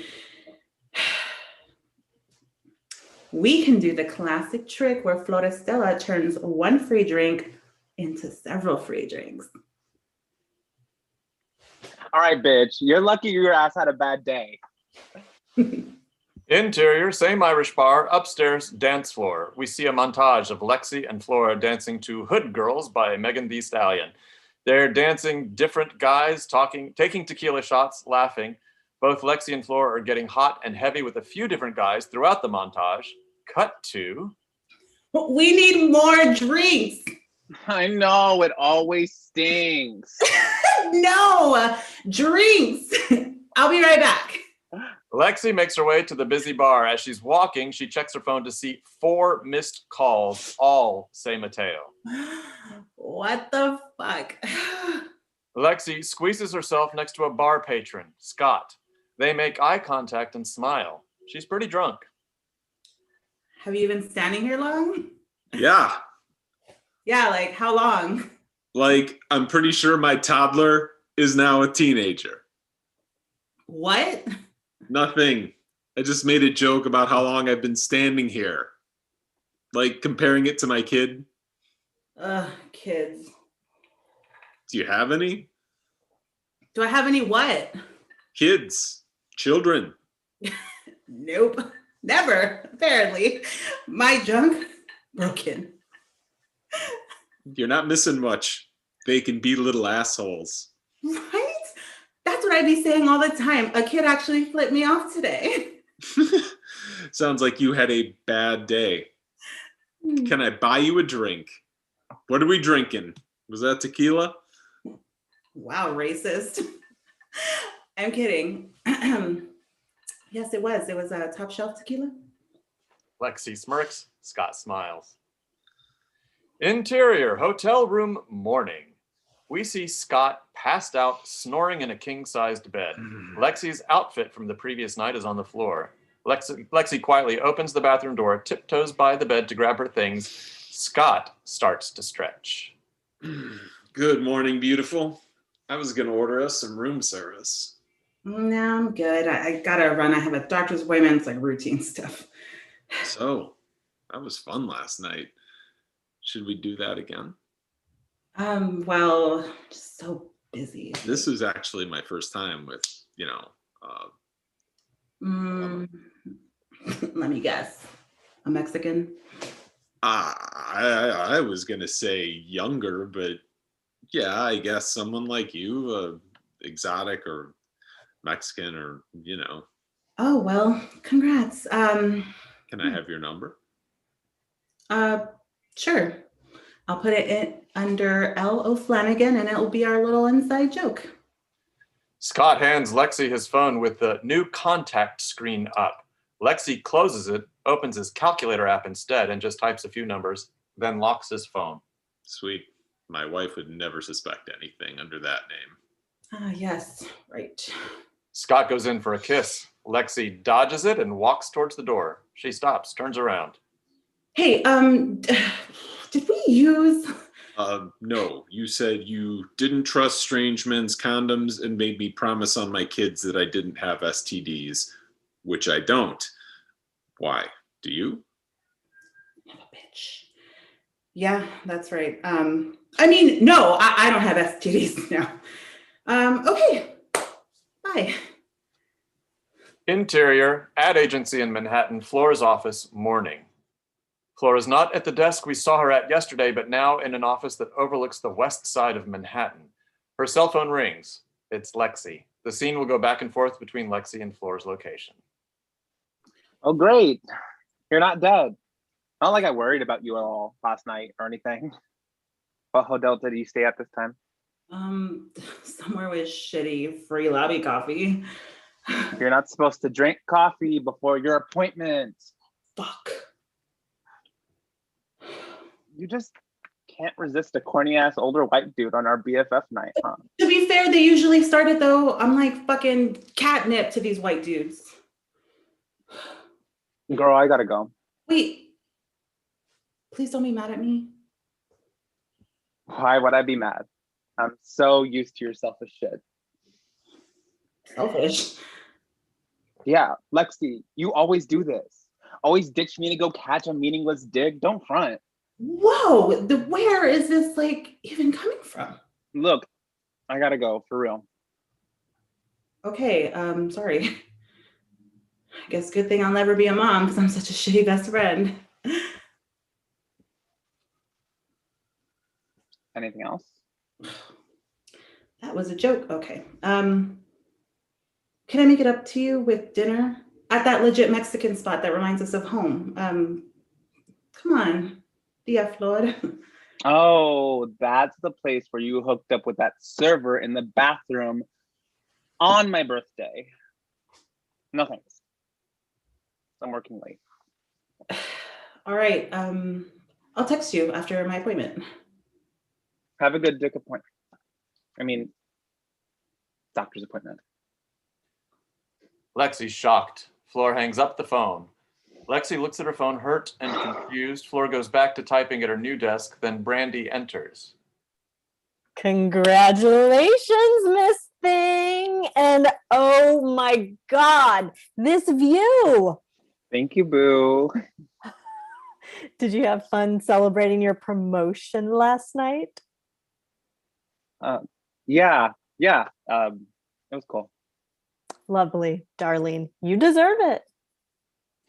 Brandy exits. Fleur looks disappointed. Then we see a text appear on her phone from an unsaved number. Hey, I hope you found your friend. It was amazing dancing with you last night. Have a good first day on the new job. Can I take you out? End scene.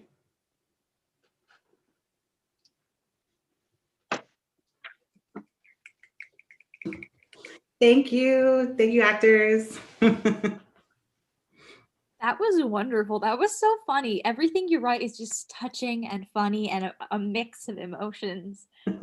Thank you so much. And thanks, Mike. Yeah. The last play of today is Killing It with Kindness by Ruthie Rado. Rado? Did I say that? Rado rhymes with Play-Doh. Rado. No worries. Yeah. Great. Thank you.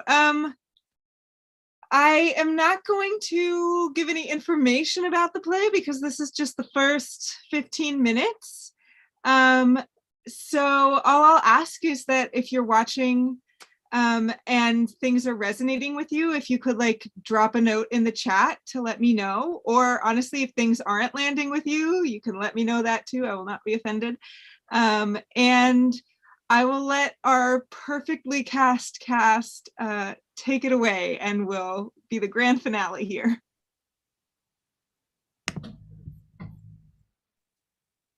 Agriculture, a work in progress by Ruthie Rado. Present day, a barn furnished with cots. Tom enters with Felicity, who wears a backpack. And this is where the magic doesn't happen.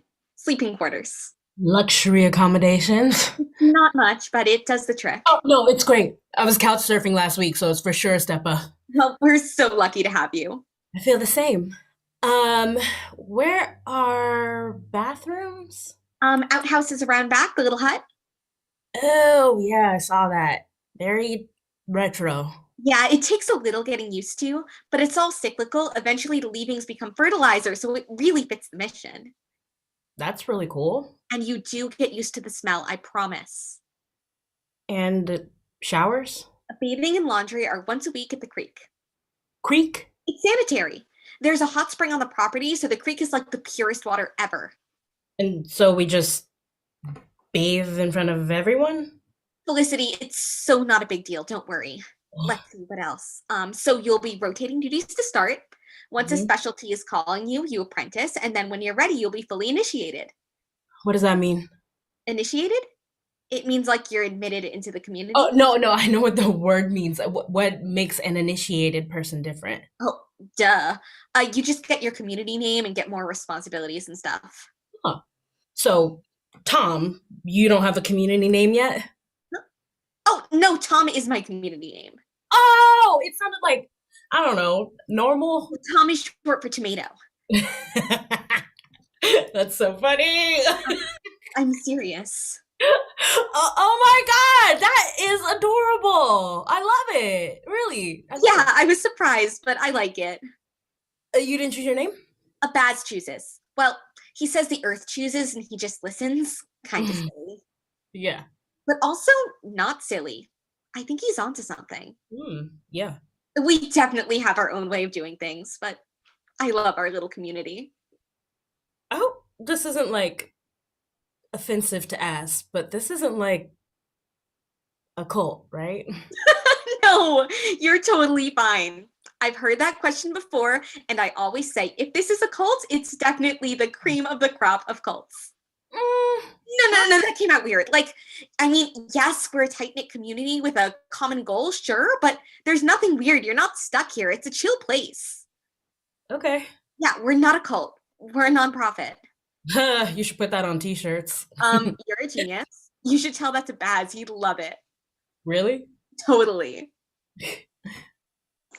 New recruit. Hello. Is it Francesca? Felicity. That's our Puss's boss. I'm B.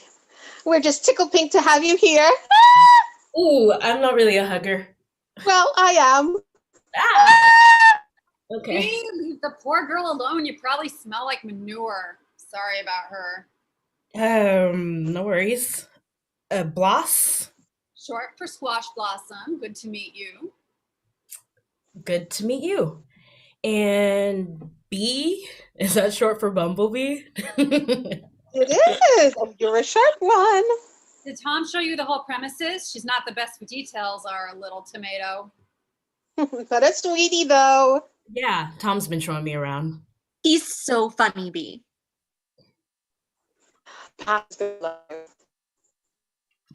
Totally. Sorry he's unable to give you a tour himself. He's up with it. So, is Baz like the boss? Oh, no. Definitely not. Everyone is equal here. We all use our natural gifts. Bob's natural gift is unity. But no one is like above anyone else. That's right, Tom. There's no hierarchy. Boz just happens to be the one that draws us together.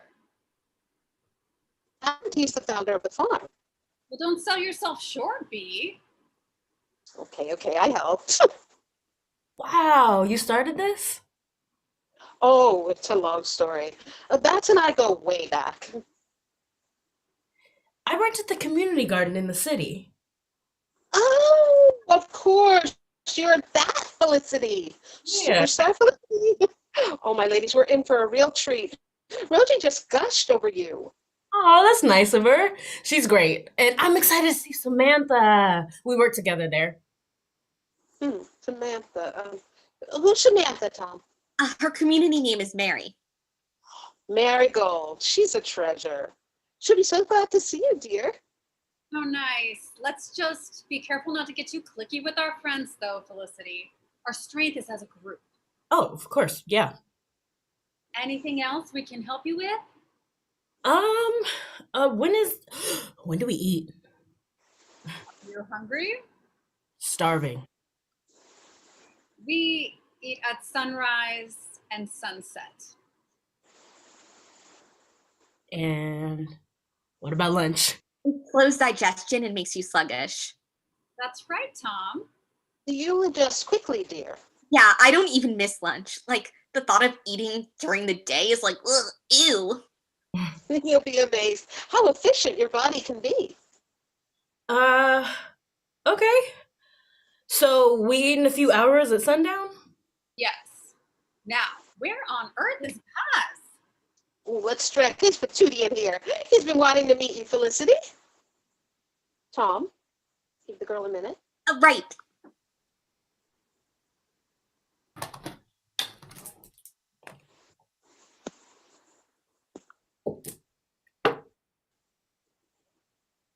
Are you okay? Yeah. Yes, sorry. You caught me drinking water during the day. Oh my gosh, I'm sorry. Water is fine. We just don't eat. Oh. But hold on. Those plastic bottles will kill you. Here, you have to taste the spring water.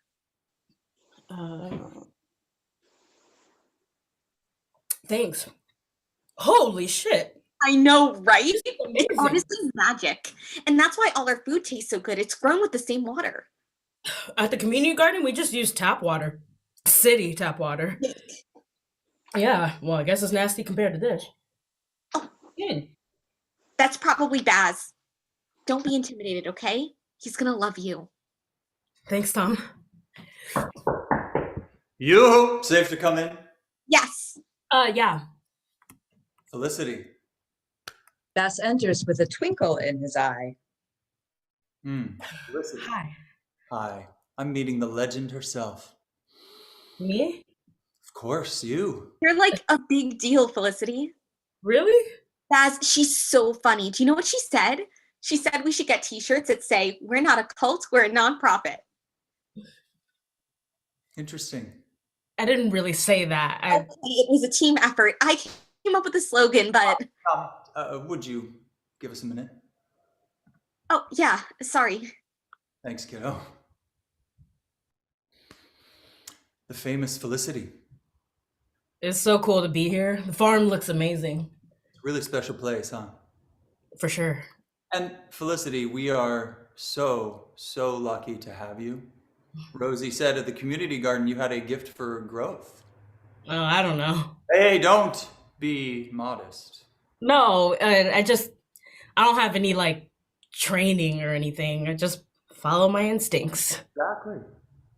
You can hear the earth, what it needs. I'm the same way. That's rare, Felicity. I'm sure everyone here is the same way, though. No, they're really not. Everyone is essential, of course, but your gift is special. I want you to know that you are important here.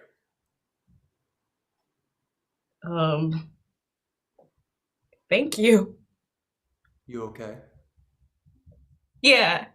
Yeah, I don't hear that very often. Can I take your hands? I mean it. This is your home. Thanks, Baz. Hey, I brought you something. You! Hey, you. Hi! Missed you. It's so good to see you. Mary kisses Felicity on the lips. Felicity is surprised, then happy, then embarrassed when she remembers Baz is watching. I am so happy you're here. You freaking did it. Golden retriever. Oh my god. Marigold has been excited to see you, Felicity. Who? Me, silly.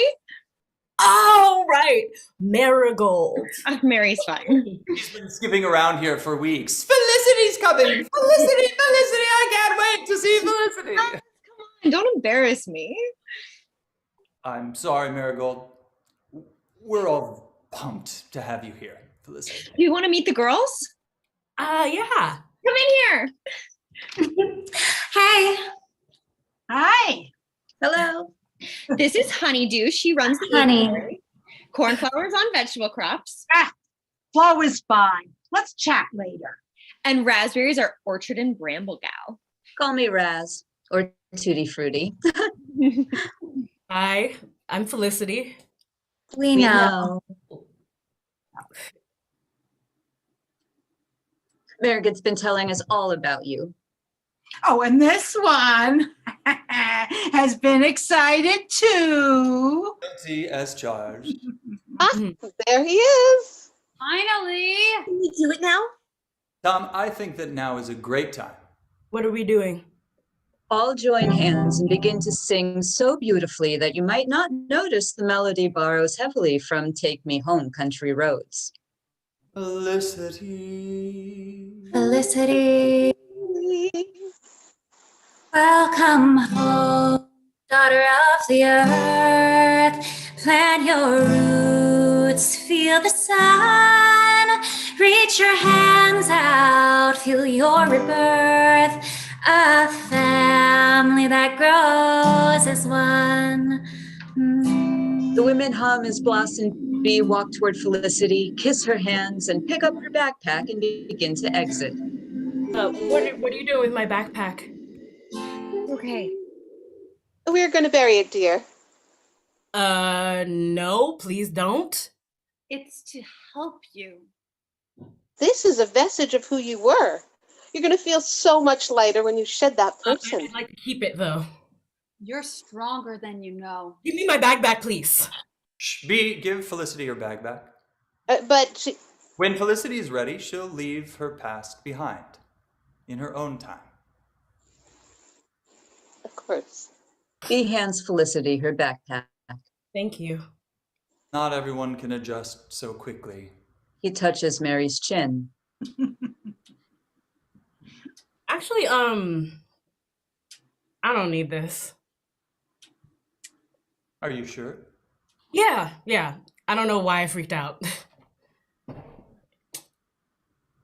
Felicity, we're going to bury the bag.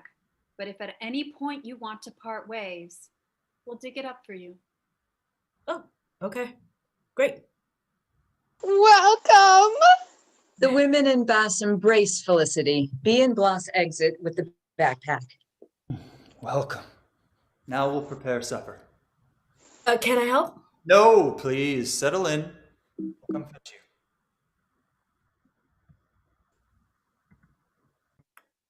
Wow, that was a lot. Yeah. How do you feel though? Excited for sure. Yeah? Nervous. Totally. Overwhelmed? Whelmed, definitely. Fair. It's great though. Isn't Baz amazing? Yeah, he's got this presence. Yes. But no. What? No, never mind. No, what's up? It's okay.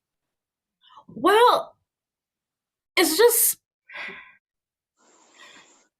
Is Baz fucking everyone? What? I'm sorry, forget it. You are a silly Billy, my friend. Sorry. Oh, that was just like a vibe? Yeah, the vibe is probably like the harmony with nature or something. Yeah, sex vibes and nature vibes, totally the same. I mean, overlapping Venn diagrams. Mary kisses Felicity. That's nice.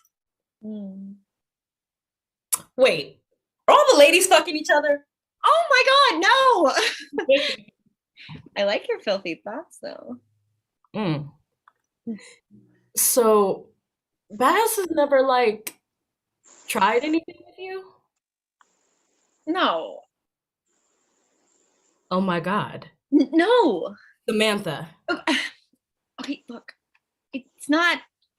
Occasionally, I'll stop by the house. The house? The farmhouse. Baz lives in the farmhouse. Mm. It's not weird or anything. It's like a stress release, you know? It's a lot of work to keep this place running. Like, it's nice and we sing songs, but it's also hard work, right? And sometimes you just need to blow off some steam. Or blow on Baz? It's not a big thing. I don't know why you're making it seem weird. And does he do this with anyone else? Oh, no, he's basically celibate. And Felicity, please don't tell anyone. I'm serious. It's not a big thing. He said it's just between us, and I'm like his stress helper. He's not some creep who's fucking the whole farm. Honestly, I'm so serious. Just please don't tell anyone. Okay, I won't tell anyone. Calm down. Thanks, buddy. Hi, sorry. Just getting a little water. Oh, no worries, Tom Tom. Thanks. You look like you're not feeling great. I don't want to gross you out or anything. What's wrong? I just tinkled in the outhouse and my pee was like burning. It really hurt. Oh no. You have a UTI? Well, what's that? Urinary tract infection, when bacteria gets in your urethra. Huh? The whole you pee from. Oh, sorry. I was homeschooled. I don't really know like fancy names for stuff. Hey, that's okay. Just it hurts when you pee. Yeah, and like sometimes when I sit funny or something. Why would I have that? I'm not trying to be snobby, but could it be from washing your clothes in a river? No, the water's super clean. Yeah, but... No, it really is. Yeah, I don't think it's the laundry, really. Probably something I ate. Well, for most women, they get them from not peeing after sex, or sometimes sweaty spandex workout gear. But I feel like neither of those is an issue. Oh, yeah, nope, definitely neither of those. Tom, are you okay? You can tell us. You're supposed to pee after sex? Yeah. Like right after? Yeah, it clears the black bacteria from your urethra. Oh. Tom, are you having sex with someone? Tom, are you having sex with Baz? What? No. Ew. Gross. He's like old enough to be my dad. Does he ask you not to tell anyone? No. I mean, I'm not doing that with him. Baz wouldn't do that. Tom's like a child. No, I'm not. Tom, you are literally a child. You're like 17. No, I'm 18. I'm an adult. Is that what Baz told you? Leave me alone. Tom. It was my idea. It's not his fault. Oh my God. Baz is fucking everyone. Baz is fucking everyone. Baz is fucking everyone? End of excerpt.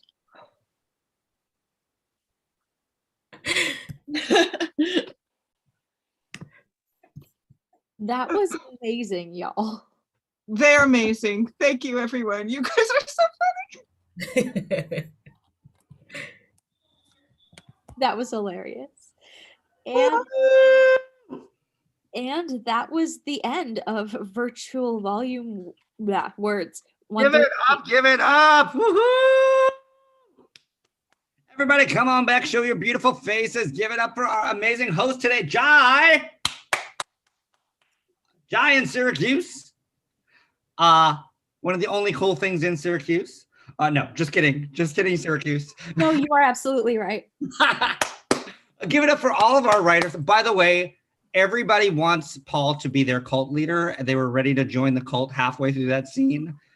It was all in the chat. We've have your timestamp of when you said it, everybody. It was the perfect casting ever. Paul, only go out for cult leaders. Great job. Great job. Good to have everybody here. As we say at the end of every volume, volume 138 is officially closed. Give it up for that. Our next volume will be on April 12th. The following writers will be presenting. Jenny Creeks will be here. Danielle Latome, David Michael Kirby, who's in the house. Woohoo! Maura Kelly will be here. Kendra Augustine and David Davila, who we mentioned earlier, who is teaching that class. If you want to sign up for it, don't forget we have April 5th, April 10th. We have so many events. Go to our website, theplaygroundexperiment.com or thepge.com if you can't spell it all out. We also have a wonderful Venmo page. If for some reason there's some money that's burning a hole in your pocket, this way it helps us to keep our virtual doors open. Feel free to check that out. On a personal, I just want to thank all of you for participating for the last year and the last 6 years at the Playground Experiment and all you do. The fact that you keep coming back again and again and again is a testament to all of your talent and your passion and your joy. And thank you for being a part of my joy over the last 6 years. A lot of you know this. The Playground Experiment started out as an amazing opportunity to bring artists together, and the fact that you keep coming home again and again and again really touched my heart. Today is a really weird day for me, so I just want to say March is National Colon Cancer Month. So if you are in age 45 or older, please get yourself checked. A couple of years, this is my sister's birthday, who has passed away a couple of years ago. So I want to, honor her and just tell everybody, please get yourself checked. I know there's a lot of things to get checked for these days with so many diseases that are out there, but this is something that is fixable. It is curable if you just get yourself checked. So get your colonoscopies if you're 45 and over, or if you have any things that are out there, please do. Because I don't want to lose any of you, because I love all of you, because you guys are all amazing. The talent that you guys had tonight, I don't want to get bleeped out of YouTube. We did all that stuff with the copyright. We don't want to get bleeped out. Yeah. As I always say, you don't have to be at every event. We know there's tons of things that you could be doing with your creative time. But the fact that you show up when you do to the Playground Experiment, and that we are a home to your artistry, is a joy to us, and we hope you please come back again and again. So thank you guys so much for being a part of the Playground Experiment. I hate that we have to say, please stop hate on Asian Americans, but please stop that. So if you're out there and you are one of those people, which why would you be if you're watching this channel? But you know, we as a company support all artists and all people. We are an inclusive company, so support everyone that's out there. And thank you for coming to the Playground Experiment. I went on a sad note for a moment there, but thank you for being a part of the Playground Experiment. Everybody say goodbye to our wonderful people out there in YouTube land. We love you all. And everybody, you can unmute yourself because we can't hear you. I'm like, where do I, am I? Hey. I thought Thank you, Mike. Thank you guys. Thank for you. YouTube land. Like, subscribe, click the bell. Oh, yeah, subscribe and like it. I forgot.